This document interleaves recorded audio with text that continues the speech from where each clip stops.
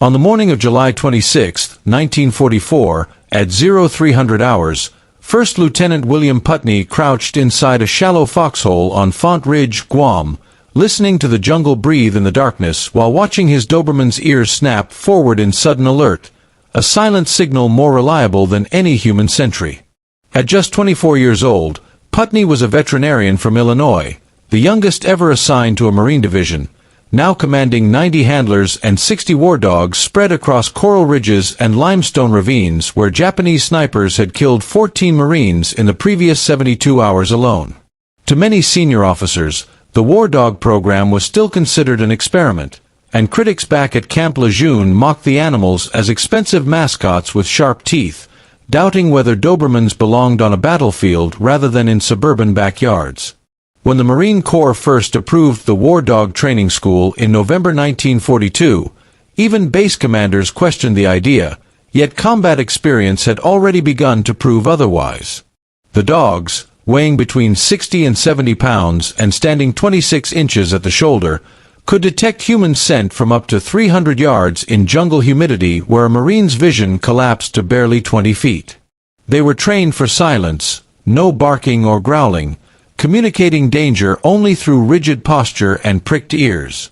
Traditional Marine doctrine relied on overwhelming firepower and frontal assault, but Guam's coral ridges, reverse slopes, hidden cave mouths, and patient snipers demanded a different approach, one that countered an enemy who could wait motionless for hours before firing a single perfect shot. 7 months earlier on Bougainville, Lieutenant Clyde Henderson's dog platoon had already demonstrated the concept's value when a Doberman named Andy led M Company to its roadblock on D-Day, freezing at every enemy position and forcing silent halts that saved an entire squad from walking into kill zones.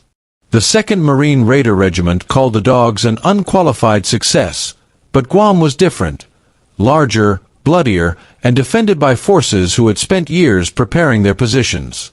By 03:15 that morning, American artillery had already poured 26,000 shells into a single Japanese attack formation, while infiltrators crawled through perimeter wire with grenades and bayonets, reaching foxholes where exhausted Marines tried to sleep between attacks. Putney's dogs had detected the infiltration routes 20 minutes before the artillery opened fire, allowing handlers to wake their squads with hand signals alone, so Marines rolled out of their holes already facing the correct direction. What Japanese commanders could not have predicted was that these silent sentries with wet noses had transformed a surprise attack into an American ambush, though the cost would be severe, with 25 dogs killed and 20 more wounded on Guam alone. The story of this transformation began months earlier, on November 1, 1943, when Henderson stood knee-deep in surf at Cape Torquena, Bougainville, as the 1st Marine War Dog platoon ever hit an enemy beach. 24 Dobermans splashed ashore with their handlers, shook salt water from their coats, and immediately tested the air, processing scents meaningless to human noses but vital to survival. Henderson, a former high school science teacher who bred Dobermans as a hobby, had learned how to turn family pets into weapons that killed without firing a shot. Within 10 steps inland, the jungle rose like a wall, and conventional tactics became useless as machine gun nests sat invisible 20 yards away. Assigned to lead M Company to a road junction 1,200 yards inland, Henderson clipped a 15-foot lead to Andy's collar and advanced by scent rather than sight, halting the column whenever the dog froze and flanking threats before Marines ever entered danger. By mid-morning, Andy had forced 7 halts, avoided multiple ambushes, and allowed M Company to secure its objective without firing a shot. That night, Japanese infiltrators attempted their usual tactics, probing perimeters under cover of darkness, but Henderson's dog teams, spaced 50 to 100 yards apart, provided overlapping scent coverage that turned infiltration into elimination. Dobermans like Rex and Duke provided advance warning 20 minutes before enemy contact, allowing Marines to shift silently into position and annihilate patrols before grenades could be thrown.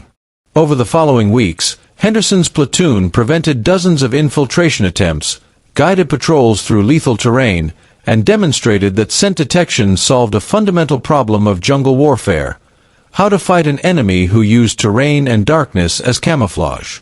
By the time operations shifted to Guam in July 1944, those lessons were embedded in doctrine. Putney landed at Asen Beach with the largest war dog contingent ever deployed, integrating teams across regiments rather than concentrating them in a single unit.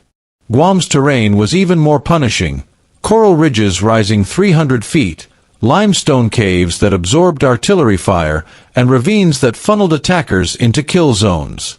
Dog teams detected hidden cave positions, sniper trees, pillboxes, and infiltration routes invisible to human reconnaissance, allowing Marines to apply supporting fires before assaulting.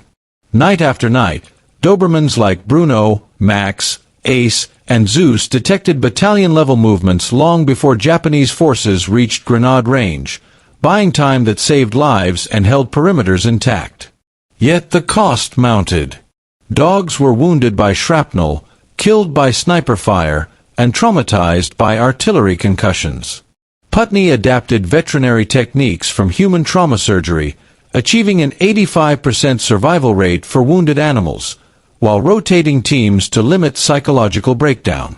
The climactic night of July 26 brought the fiercest test, as Japanese forces launched coordinated assaults across a 3-mile front following the heaviest artillery barrage of the Pacific War.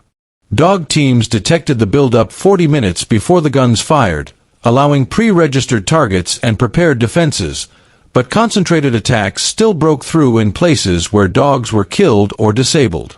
By dawn, casualties among war dogs matched infantry losses, yet their contribution had prevented catastrophic collapse.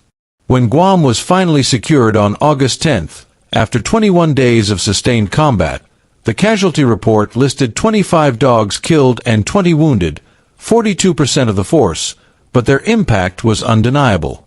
War dogs had prevented hundreds of Marine casualties, enabled airfield construction, and helped transform Guam into a strategic base for operations against the Philippines and Japan.